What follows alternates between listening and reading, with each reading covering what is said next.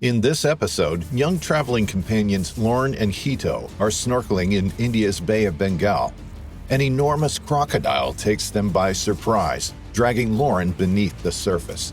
Hito tries to fight it off, desperately trying to save his friend, but it's in vain. When he calls the authorities, they're suspicious of his claims and begin to suspect foul play.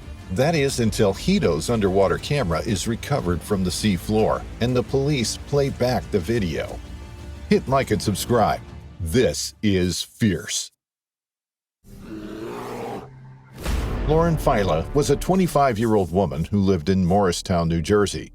She was full of life, someone who would light up the room when she walked in, someone who volunteered her time to those in need, a strong and much-loved member of the local community, a Christian who volunteered with the youth ministry.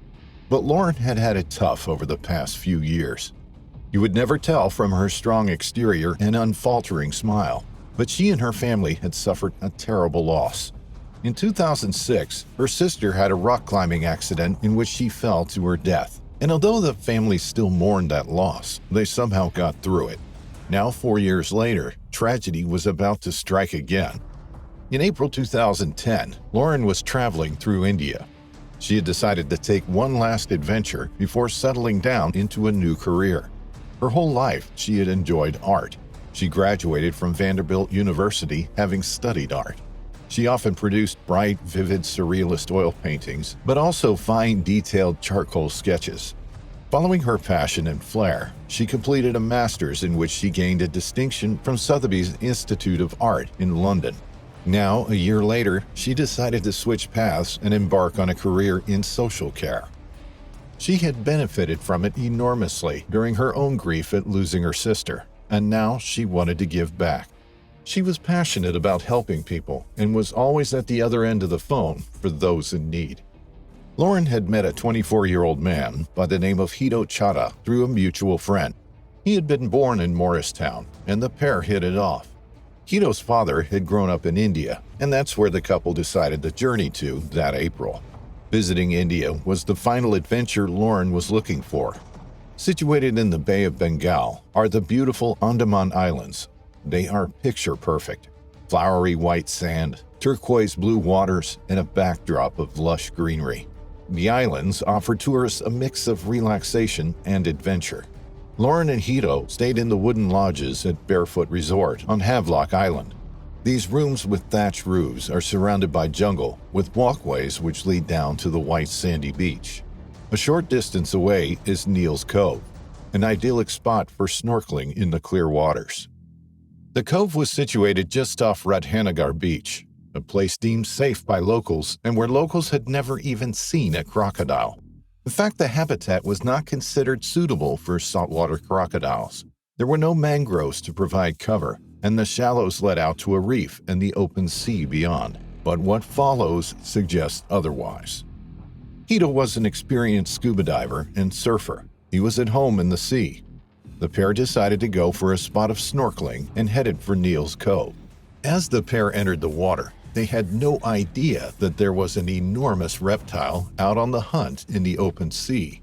The water was calm, visibility was good. They swam out to the reef, spotting brightly colored fish and coral, pointing sea anemones and starfish out to each other.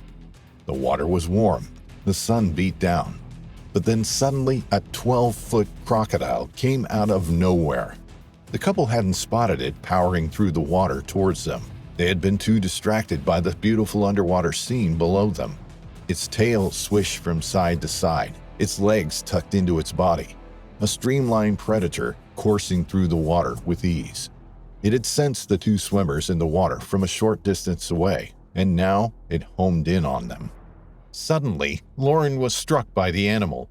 It immediately grabbed her legs and held her in its jaws, knocking the air from her lungs as it dragged her underwater. Hito saw the whole attack play out. He was just feet from Lauren. He had been filming underwater with his camera when the crocodile came in for the kill. Instantly, he let go of the camera and swam over to Lauren. If he could have jumped in front of the crocodile, then he would have, but it all happened so fast. It was an ambush attack. Out of respect for Lauren's parents, he has never disclosed the struggle that ensued. He has never described the horror that he witnessed, but he was incredibly brave swimming towards the crocodile. He tried to rescue Lauren. He tried to fight the animal off, but it was too powerful. It was too strong. He had no weapon. He had no way of pulling the animal off her. He claims it was pure instinct that took over. He didn't hesitate for 1 second. Lauren needed his help, and he was there, trying desperately to pull her free from the jaws. He tried to get himself between Lauren and the croc, but it was no use. The crocodile had Lauren securely and wasn't letting go. Then the crocodile swam off with her. There was nothing Hiro could do. Seeing his friend taken away in such terrible circumstances is something that will replay in his mind forever. Not being able to save her is something that will live with him for the rest of his life. He swam as fast as he could back to shore and ran for help, but it was too late. When authorities arrived, there was no sign of Lauren. They regarded Hiro's story suspiciously.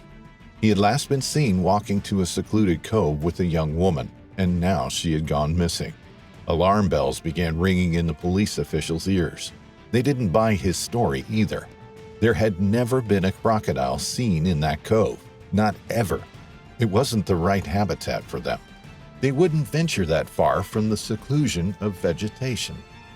The distraught Hiro tried to explain what happened, but his words fell on deaf ears. A search was launched for Lauren, but as the hours passed, Hiro's story seemed less and less likely. It would be 2 days before Lauren's body was recovered. Miraculously, Hiro's camera was also recovered from the sea floor. It was to provide a crucial piece of evidence. Until then, officials suspected he was responsible for Lauren's disappearance, and things could have gone horribly wrong for him. However, when officials played the recording back, the attack and Hiro's heroic effort in trying to fight off the 12-foot giant could just about be seen. The camera caught a glimpse of the attack as it sank downwards in the water column, capturing the scene near the surface. Lauren's family was of course devastated to hear the news. She was due home shortly after that snorkeling trip. She was due to attend a concert set up for a church youth project, but instead of it being devoted to the youth, it was now performed in Lauren's memory. Her cousin was absolutely appalled that there were no signs warning tourists of crocodiles. She said that Lauren would never have entered the water if she had known of the potential dangers. The family found out after the tragedy that a crocodile sanctuary, Lohabarak Crocodile Sanctuary, was just 45 miles from the island.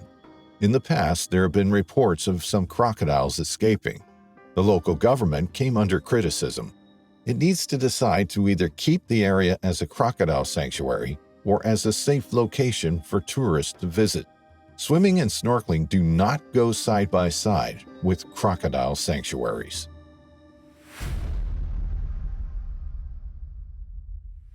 It was June 8, 2018, a normal Friday morning for 47-year-old Shizuka Matsuki. Her husband was away in Chicago on business, and her son working in New York. Shortly after getting up, Shizuka pulled on her workout clothes and headed out with her 3 dogs. She was an active mom. She enjoyed the outdoor lifestyle that Florida offered, with its warm tropical climate, its beautiful coastline, and large freshwater lakes. Shikusa and her husband Yukio had moved to Florida from Japan in 1996.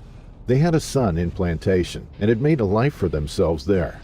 She was a small woman, but with a huge heart. She opened her doors to anyone and everyone. She enjoyed cooking, and her son's friends who came to visit never left hungry. Her name means serenity in Japanese, and that's exactly how she lived her life, with a peacefulness that embraced all who knew her. Shikusa adored animals. She rescued iguanas caught out during cold spells, taking them inside her home and warming them up under heat lamps. She rescued turtles that wandered from their lakes and onto busy roads. She loved her 3 rescue dogs, Junior, Paco, and Momo, one of them rescued as a stray from the Everglades. Each morning, Shikusa would take her dogs for a walk in Davies Wolf Lake Park, enjoying the fresh air and the sounds of nature. Walking in the sunshine each morning beside the lakes and ponds of her home community, her dogs often jumped into the water to cool off. Everyone's dogs did.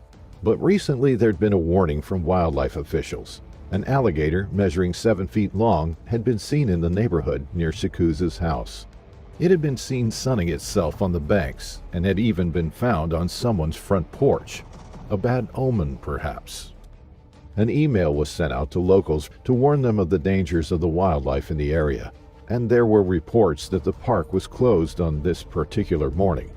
So instead, Shikuza headed to Silver Lakes Rotary Park, southeast of Fort Lauderdale. She had walked in this nature reserve before. Locals had often seen her and her husband strolling around the 2 bodies of water within the reserve. But Yukio had warned his wife not to go to Silver Lakes without him. He didn't like the area. He didn't trust the people. Once before, Shikuza had been shouted at by one of the residents, telling her to go back home to Japan before trying to run over one of her dogs in their BMW. But it turns out it wasn't the people that she needed to be wary of this time. It was something else. A 12-foot alligator lay submerged in the lake, its nostrils and eyes protruding through the surface. Patiently it waited, silently, without moving a muscle. It watched as Shikuza and her 3 dogs walked closer to the water's edge. The dogs splashed about in the shallows as they neared the undetected alligator. A rope swing hung from an overhanging branch, enticing children to take a dip in the lake. The water's surface was still and calm. Nobody knows exactly what happened next. Nobody knows for sure. But in an instant, Shikuza was dragged into the water by the large alligator. Nobody heard her shout or scream. Maybe she knelt down beside the water to tie her shoelace. Maybe she paused to watch her dogs or marvel at the surrounding nature. Or perhaps the alligator made a lunge at one of the dogs, and she jumped to the rescue. Whatever happened, it was a rapid and devastating end for the young mother. She was dragged underwater, pulled from her feet. She didn't stand a chance when she was held within the grip of the mighty reptile's jaws. Within seconds, she would have been taken underwater. She would have been held down until her lungs gave out. A terrible and sad end for someone so full of life. Just minutes after Shikuza disappeared from sight, a passerby heard a commotion. 3 dogs were frantically barking near the lake. 2 were beside a single car in the car park, and a 3rd stood by the lakeside. The man, known only as Rich, called 911. He had seen a lady walking her dogs around the lake, and she had disappeared. Then his heart leapt as he saw an ominous shadow in the water. Upon closer inspection, he noticed that it was the resident 12-foot alligator. It was lying perfectly still. Shikuza was nowhere to be seen. The 1 dog that stayed by the water was barking furiously at the lake. The dogs had witnessed the attack. They had seen their owner pulled into the water. One of them had a large gash across its side and the back of its thigh. Had the dog tried to protect Shikuza, or was it the other way around? Had she rescued the dog from being taken? Police arrived on the scene shortly after 9:45 a.m. Officers and wildlife officials from the Florida Fish and Wildlife Conservation Commission caught the suspicious-looking alligator and killed it. When they opened it up, their suspicions were realized. Inside there was an arm, a distinctive arm, that of Shikuza sporting her unique tattoo. It was devastating news for her family and a shock for the community. Throughout the rest of the day, a search for the rest of Shikuza took place. At around 10 p.m. that night, her body was found in the lake. It seems that Shikuza was in the wrong place at the wrong time. If it hadn't been her who was taken, then maybe it would have been someone else. Locals knew there was an alligator in the water and still walked their dogs there. They just knew to be careful and never to let their dogs off the leash. A local reported seeing a 7-foot alligator in one of the lakes earlier that week, and another resident lost her poodle at Christmas time, suspected of being eaten by an alligator. Following her death, more than 300 mourners turned up at Shikuza's funeral, a testament to how well loved she was and how missed she will be. Her son, Katana, was in New York working in the fashion industry at the time of his mother's death. He moved back to Florida to be with his father, and the two are working hard to keep Shikuza's memory alive. With her love for animals, she had always said that if she ever had time or the money, she would set up an animal shelter. Through raising funds, they aimed to open a shelter to help those animals most in need. A fitting memory for such a caring individual.